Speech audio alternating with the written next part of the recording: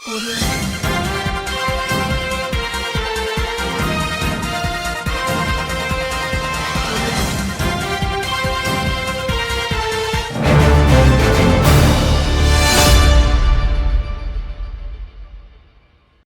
ప్రభుత్వంలో నేతన్నలకు సంబంధించి సిరిసిల్ల ఉమ్మడి రాష్ట్రంలో కూడా అలాంటి 2009 నుంచి 14 దాకా పార్లమెంటు సభ్యుని నా నియోజకవర్గంలో ఉన్నటువంటి సిరిసిల్ల శాసనసభ నియోజకవర్గానికి సంబంధించి నేతన్నల కొరకు అనేకమైనటువంటి కార్యక్రమాలు తీసుకున్నాం.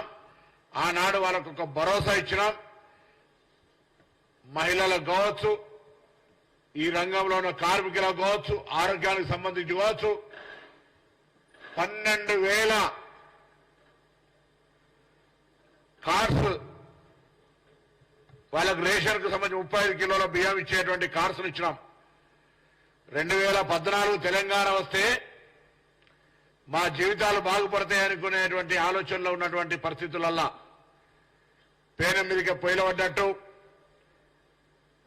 ఆ కార్డులను రద్దు చేయడమే కాకుండా వాళ్ళకి ఏదో చేస్తున్నట్టు ముఖ్యమంత్రి గారు అందరినీ కూడా ఇంటికి భోజనానికి పిలిచి విందు భోజనం ఏర్పాటు చేసి పెద్ద పెద్ద హామీలు ఇచ్చినాడు. మీరు గత 10 సంవత్సరాలుగా మోసినటువంటి పాపం, జమ చేసిన పాపం, వాళ్లకు చేసిన పనికి డబ్బు చెల్లించకుండా అప్పుగా పెట్టినటువంటి పాపం కాదా అని అడుగుతా ఉన్నాం.